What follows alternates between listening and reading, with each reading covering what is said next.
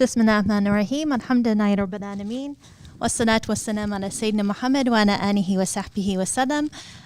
Welcome to our arts and crafts activity with Seekers Guidance Canada, where today we're working on Ramadan cards and home decorations for your home. So this is something that you can do from home, and I'm going to show you what to do so you can get the materials and work on it from home, basically. So it's a really nice activity that you can do as a family whenever you have time before Ramadan comes, inshallah. So basically what you do is you'll find some calligraphy, Islamic calligraphy that you like online that has to do with Ramadan. So there's some that I really liked. For example, this one. This is Shahr Ramadan الذي أنزل فيه القرآن. That the month of Ramadan is the month that the Quran was revealed. We also have Ramadan Mubarak, or may Allah accept your fasting and your standing in worship. And there's a number of other ones that I liked, like Ramadan Kareem, the typical ones, Ramadan Kareem, Ramadan Mubarak, may Allah accept your fasting, like these kinds of signs. So it's really nice home decor pieces that actually anyone can make from home. And when you make it from home, it has a lot more value than you could go to. You can't really buy them at Party City, but you can go to one of these Ramadan bazaars and buy calligraphy, but it's not the same. It doesn't have the same emotional value when you make it yourself. And it also, because it has that high sentimental value when you make it at home by yourself. And also, it means a lot to other people. Like when you give them a gift of Islamic calligraphy that you've done yourself, that it means a lot to that person, that they can remember you with it, that you spent the time and effort rather than just buying them something off the shelf, right? So it's a really worthwhile project to do, and it's also a very peaceful project that a lot of people like to do artwork when they're under stress, for example, so it's a great stress relieving activity. When you're studying or working and you just want to release some, pressure. Recently I had a relative in the hospital, so I'd like to come back from the hospital and work on my calligraphy, right? Because it was it's a very peaceful kind of project that you can do. You can also play some nasheeds in the background, burn some incense, and then work on Islamic calligraphy. So I really recommend it. So the steps for doing it is, again, choosing one of your calligraphy pieces online. And when I'm talking about choosing a calligraphy piece from online, it's very important to give credit to the actual artist, right? You don't want to claim to be the artist. It's really considered bad manners, right? To say, oh, look at this is calligraphy that I did myself.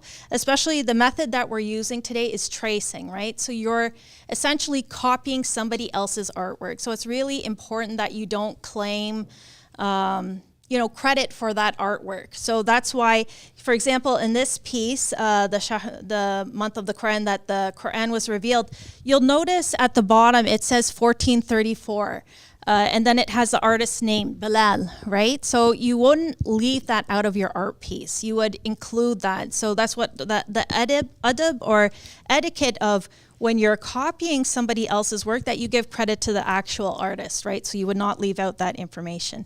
And then I would even write it on the back, taken from, wherever it was taken from, so that you're not claiming, because there's a lot of people who will take Islamic calligraphy pieces and then claim them as their own. It's similar to, just like in the Western, if you're writing an essay, you will not plagiarize other people's work and claim it as your own. Likewise, for artwork, you will not trace somebody else's artwork and then claim it as your own. And even worse than that is taking someone else's artwork, plagiarizing it, and then selling it, right? So it's considered very sort of grotesque kind of behavior, right? So you always give credit to the author, and if selling is something you do, like you can't do that with tracing, right? Because you'd have to get permission from the artists themselves. You can't just do things like that.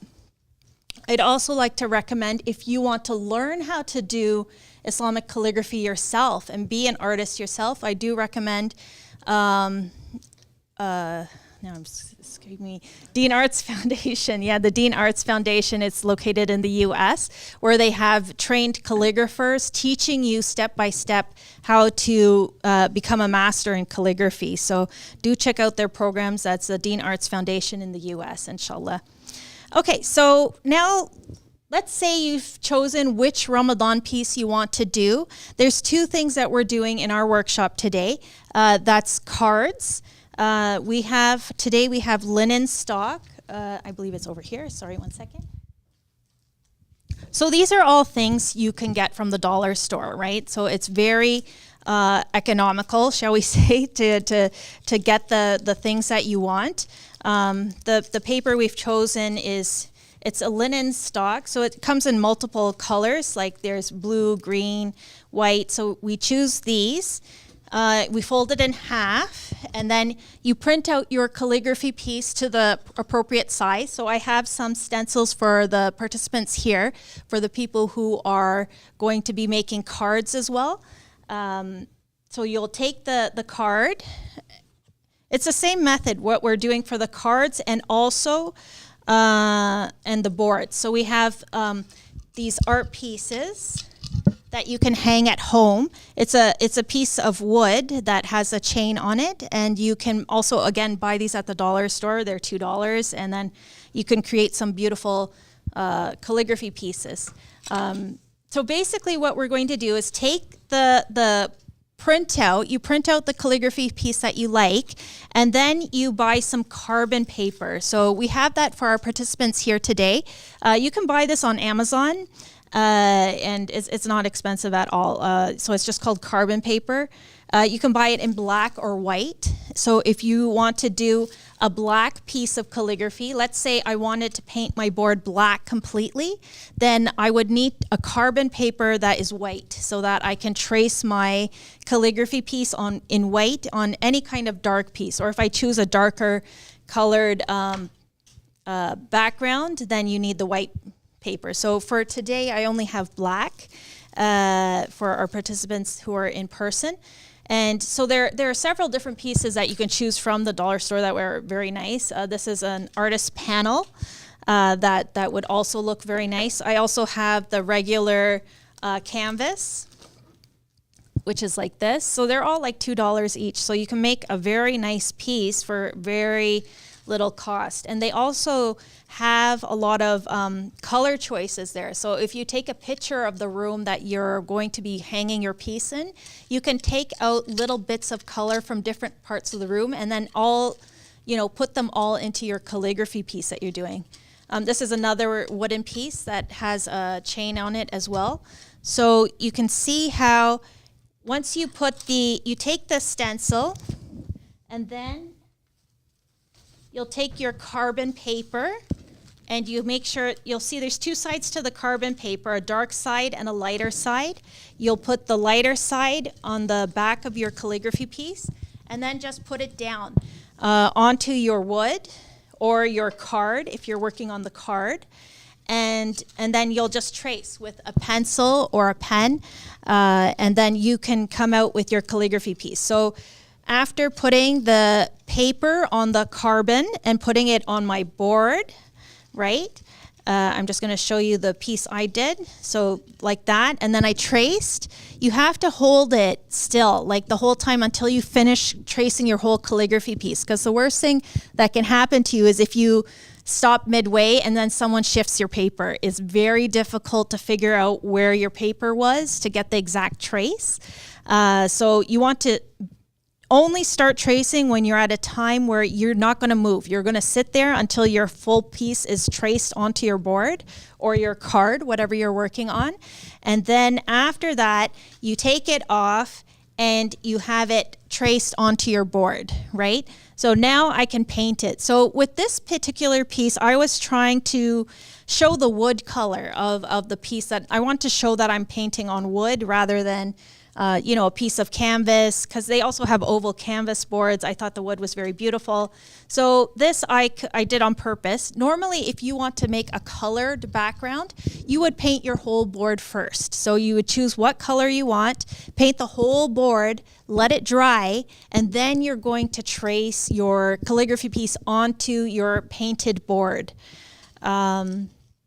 So that's basically how it works. So with this one, I'm planning to paint the wording in gold, the calligraphy piece. So I'll be doing that later on. And there are also embellishments. Now this is, some people like them, some people don't. Some people, but they're also available. You can put them on the border or on the sides of your calligraphy piece after you're done. So it depends on what you like. The other thing you could use to help your artwork from not shifting is you could also use artist tape. So you could tape it down onto your board from the back. So that will ensure it doesn't move, and that will ensure that you don't lose track of your piece once you start tracing, especially if you have to get up for whatever reason and you don't get to finish your piece. So that's the wooden piece. I'll show you. I did Ramadan Mubarak on a card. This is one of the linen stock cards. So I just traced it on, and then that I could paint. I was thinking of painting it in white maybe, because our house colors are white and blue. That's just a personal preference. Or I could do it in black, or another color of maybe silver also would look very nice. So that's basically the essence of how to do this kind of art piece at home. And the other thing you can do or look up, I have some books at home. Unfortunately, I didn't bring them with me, but you also have the choice of adding a border to your artwork. So there's some traditional Turkish borders that you can use. Such as this one. This was granted to us by Sister Farzana Razaki. So there's the geometrics, or you could do a floral design if you wanted to add it. So what you're creating is a very unique piece that no one else has, and you've done it yourself. So it means a lot to other people when you make them a nice piece of artwork that, because you're tracing, it looks fantastic, right? So that's what we wanted to recommend to you. So do check that out. So you can get all of these elements from your local dollar store. You just print out the calligraphy piece and get your carbon paper from Amazon. I don't know if I believe they also have it at Michael's, so you can also get it from there.